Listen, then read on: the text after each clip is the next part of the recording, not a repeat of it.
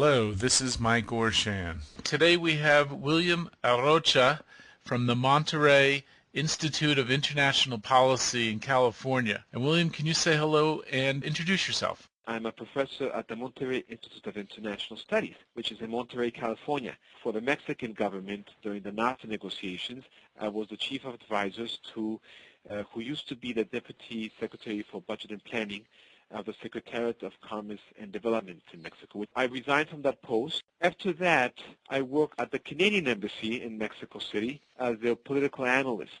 When I was in Canada, I had to work as an assistant panelist to Nafta's Chapter 19. It's the chapter that is dedicated to resolving disputes regarding anti-dumping and countervailing measures. You were fortunate enough to work at putting the NAFTA agreements together, and at some point in it you decided to resign from that. Could you give a little explanation of why someone might do that? My resignation was really very much based on principles. I was always very concerned, particularly with the more vulnerable sectors of Mexico, one of them being, of course, the agricultural sector. But added to the agricultural sector, I also want to mention that I have always been very concerned, and I even worked in my PhD thesis regarding this, of the 11 million indigenous peoples that live in Mexico. These peoples were absolutely marginalized during the negotiations. Not just the agricultural sector was compromised in the negotiations, but the indigenous people were marginalized. When we talk about indigenous people, we're talking about nations within the state that have their own language, customs, uses of the land, understandings of law. And that's about 15% of the people in all of Mexico, I think.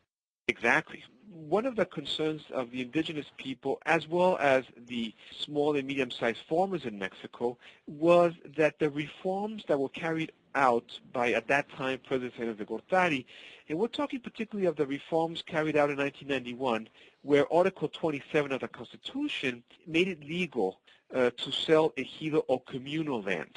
And that allowed, of course, peasants to, for example, put up their land as collateral for a loan, or to rent their land, or to sell out their land.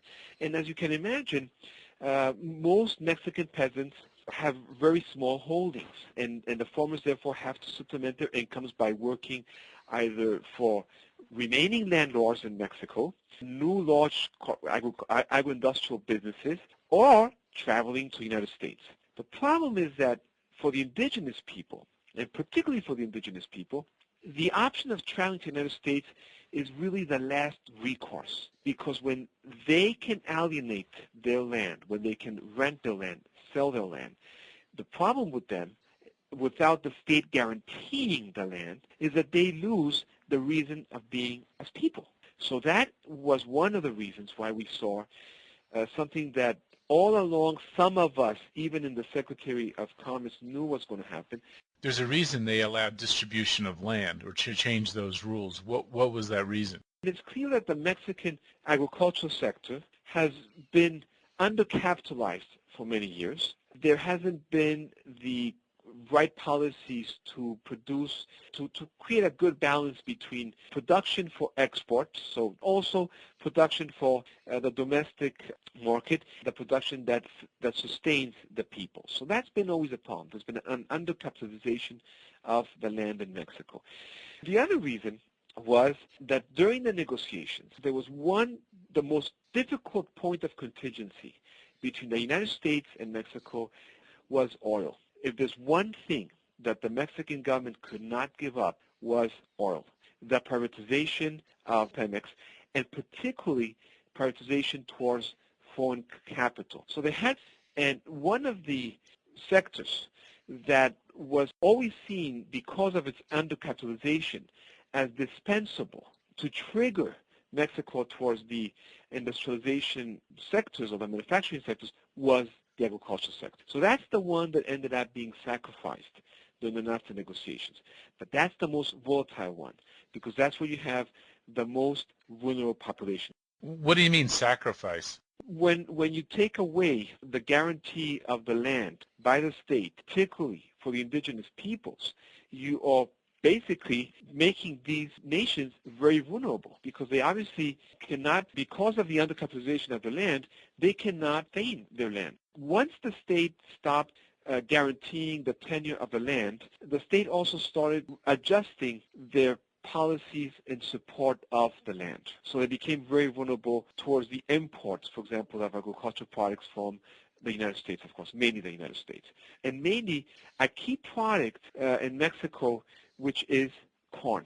And for the indigenous people in Mexico, corn is not just a food staple. It is also a product that is part of the imaginary of what constitutes their nation. During the NAFTA agreements, the Mexican held the high ground on controlling oil, but they gave up concessions on agriculture. And then, because of that, the United States was able to import corn, the basic lifeblood of Mexican agriculture, plus maybe apples and other things, at a price cheaper than the Mexicans themselves could actually make it. You know, the United States has more tractors, and they have economies of scales and all sorts of things.